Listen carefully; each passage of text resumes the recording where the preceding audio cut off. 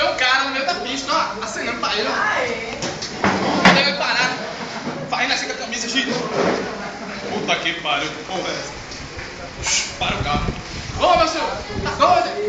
Não. O senhor foi um anjo que apareceu aqui, meu senhor. Eu tô perdido. Eu tava indo pra Natal agora e não tô sabendo o caminho aqui direito. O senhor vai pra onde? Rapaz, eu vou pra Natal. Então, dê uma carona aí, por favor.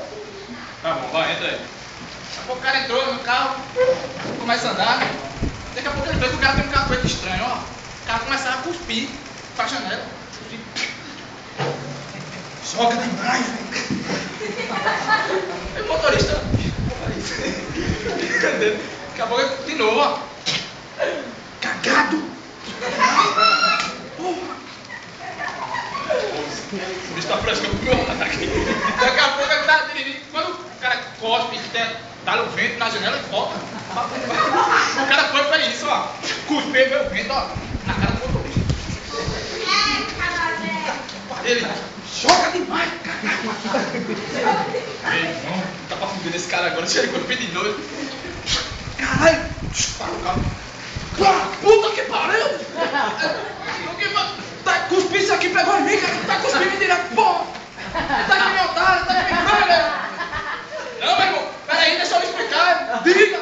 Sai daqui, meu otário, vai sair. Não, deixa eu explicar. Sai daqui, não, deixa eu explicar. Tá bom, vai explicar aí.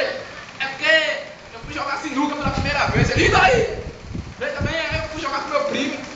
Aí na primeira tacada, eu derrubei 4 bolas, meu vez só na saída. Sim, que aqui tem. Calma. É bem de novo, né? Derrubei, fui jogar de novo. Na segunda, derrubei 2 bolas. Sim, daí, calma. Na terceira, derrubei mais uma. Que aqui tem? Rapaz. Na quarta, eu fui derrubar mais outra.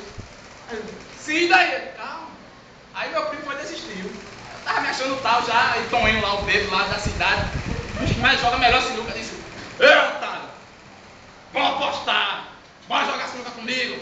Aí eu tava me achando fodão, eu disse, bora, mano, bora. Aí agora vamos apostando, a aposta é séria. Bora, a aposta é séria.